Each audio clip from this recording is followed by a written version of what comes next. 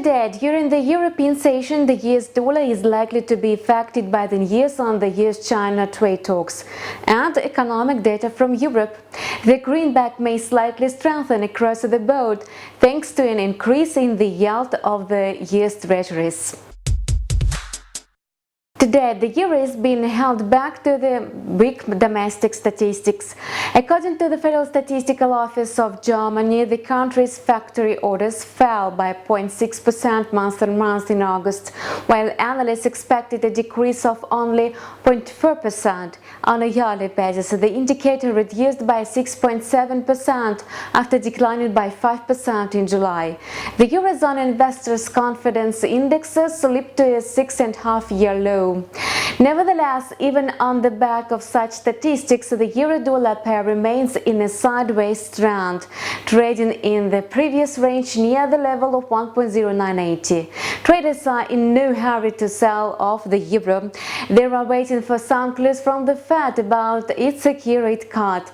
That's why all the attention is focused on Jerome Powell's speech, which is expected to be given today and tomorrow and day after tomorrow. Plus, the FOMC Meeting Minutes set to be published on Wednesday may also give insight into the future of the interest rate.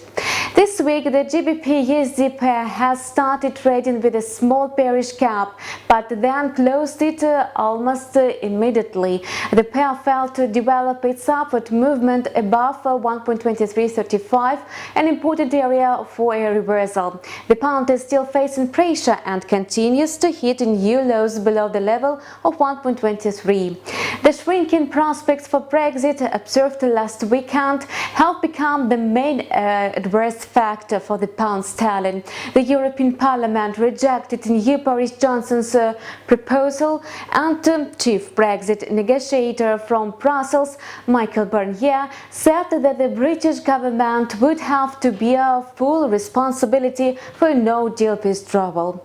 Amid a slight deterioration in investor sentiment, the USD chief pair was unable to preserve its momentum and dipped to the lower border of the daily trading range below 0.9950. The pair continued to retreat from its multi-month highs that has been hit last week.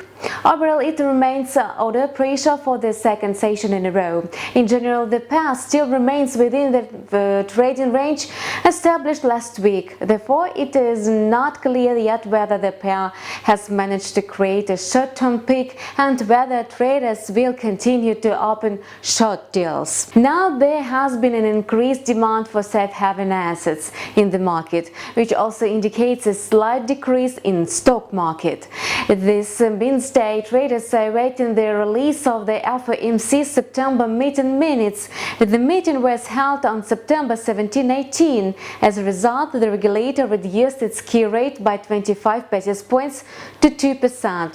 Another Fed's rate cut is expected this month. You were watching Market News on InstaForex TV channel with me, Kate Stichina. We wish you profitable deals.